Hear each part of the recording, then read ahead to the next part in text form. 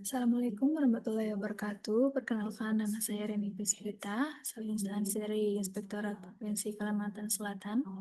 Jabatan saya saat ini CPNS Auditor Audit Pertama. Saya sebagai peserta Latsar golongan 3 angkatan 2 kelompok 3 dengan nomor daftar hadir 30.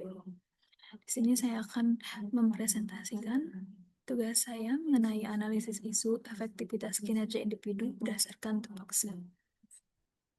Ada pembahasan yang saya muat di sini, yaitu ada 5 poin. Pertama, ada memaparkan tugas pokok dan fungsi serta uraian tugas, kemudian mengidentifikasi suatu masalah seputar efektivitas kerja sesuai tupoksi.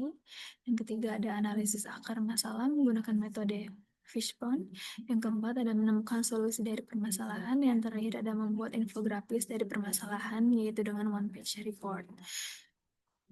Nah, adapun tugas pokok dan fungsi dari auditor ahli pertama itu sendiri berdasarkan Peraturan Menteri Pendayagunaan Aparatur Negara dan Reformasi Birokrasi Republik Indonesia Nomor 48 Tahun 2022 tentang jabatan fungsional auditor, yaitu melakukan pengawasan intern melalui kegiatan perencanaan, pengorganisasian, pelaksanaan teknis, pengendalian, dan evaluasi sesuai dengan standar audit yang berlaku. Fungsi dari auditor ahli pertama itu sendiri yaitu melaksanakan kegiatan pengawasan intern pada instansi pemerintah dalam bentuk audit, review, evaluasi, pemantauan kegiatan pengawasan lainnya. Yang kedua adalah mengumpulkan dan menganalisis data atau informasi terkait kegiatan pengawasan intern, kemudian melaksanakan penugasan audit intern dengan kompleksitas rendah hingga sedang sesuai dengan standar audit sendiri, kemudian melaksanakan penugasan konsultasi pada bidang tata kelola, manajemen risiko, dan penilaian intern dengan ruang lingkup yang terbatas, kemudian memberikan rekomendasi perbaikan terhadap kelemahan sistem dan proses di lingkungan kerja instansi, menyusun laporan hasil pengawasan intern, kemudian yang terakhir ada mendukung perencanaan dan evaluasi kegiatan pengawasan, termasuk penyusunan rencana tahunan dan evaluasi hasil pengawasan.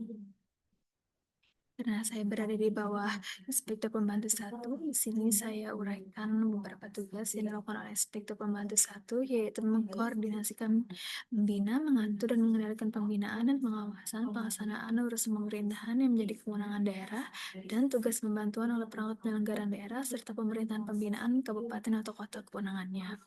Dalam melaksanakan tugasnya, Inspektur Pembantu 1 itu ada melakukan penyelenggaraan pengkajian bahan kebijakan strategis pembinaan, pengawasan, pemeriksaan, dan pengendalian kegiatan di bidang tugas dan fungsi Inspektur Pembantu 1. Kemudian ada penyelenggaraan pembinaan dan pengawasan internal terhadap kinerja dan keuangan melalui audit, review, evaluasi, dan pemantauan kegiatan pengawasan lainnya.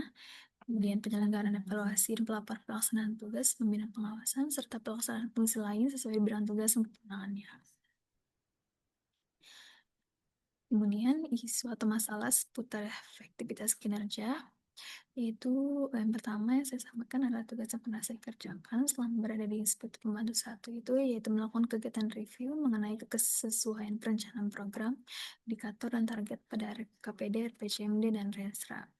Masalah yang saya temukan di sini adalah ketidakefektifan format kertas kerja yang digunakan dalam proses pengumpulan data-data yang diperlukan, menyebabkan proses kerja menjadi kurang efisien, berisiko terhadap kesalahan review, dan membutuhkan waktu yang lebih lama dalam penyusunan laporan hasil review. Kemudian, fishbone method yang saya buat di sini itu ada 6 kategori, yaitu dari manusia, karena masalahnya itu karena tidak semua auditor memahami struktur kertas kerja yang ideal. Kemudian metode, itu karena adanya metode penyusunan kertas kerja yang berbeda pada setiap orang, lalu pengumpulan data yang tidak seragam. Dan dari teknologi, itu karena menggunakan metode manual, yaitu tidak ada platform bersama atau sistem digitalisasi. Dan ada dari koordinasi, yaitu tidak adanya kesepahaman antara auditor dalam penyusunan kertas kerja dan akar masalah. Karena dokumen itu tidak ada laporan atau lampiran contoh standar kertas kerja yang digunakan. Dan dari sarana ada tidak tersedianya template format yang siap pakai. Adapun solusi dari permasalahan-permasalahan tersebut, yaitu yang pertama dari kategori manusia.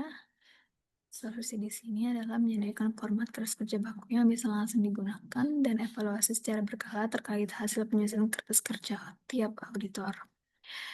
Metodenya kemudian menyusun dan menetapkan SOP (Standar Penyusunan Kertas Kerja). Ada teknologi solusinya yaitu melakukan digitalisasi seluruh proses kerja menggunakan tools seperti Excel Online, Google Forms, Microsoft Forms, atau sistem berbasis web.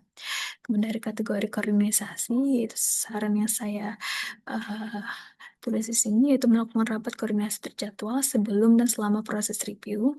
Dokumen, solusinya adalah menetapkan format standar kelas kerja sesuai jenis review yang dilakukan, melakukan evaluasi dan update berkala terhadap format standar agar selalu sesuai kebutuhan. Dari kategori sarana sendiri, yaitu solusinya menyediakan template standar untuk berbagai jenis pekerjaan, misalnya review dokumen, checklist, laporan verifikasi, dan sebagainya, di folder bersama untuk efisiensi dan akurasi pengumpulan data. Kemudian dari semua permasalahan di sini saya buat one page report-nya. Itu dari masalah sendiri, yaitu ketidakefektifan format keras kerja yang digunakan dalam proses pengumpulan data sehingga pekerjaan menjadi kurang efisien, beresiko terhadap kesalahan review dan membutuhkan waktu yang lama dalam penyusunan laporan hasil review itu sendiri. Kemudian akan masalahnya di sini saya tulis ada 6 kategori, yaitu dari manusia, metode, teknologi, koordinasi, dokumen, dan sarana. Adapun solusi dari seluruh permasalahan yang ada di sini, yaitu seluruh isu itu mengarah pada upaya standarisasi, digitalisasi, dan peningkatan kompetensi untuk memastikan proses pengumpulan data audit menjadi lebih efisien, akurat, dan konsisten, serta mendukung penyusunan laporan di tepat waktu dan berkualitas tinggi. Sekian dari saya. Terima kasih. Assalamualaikum warahmatullahi wabarakatuh.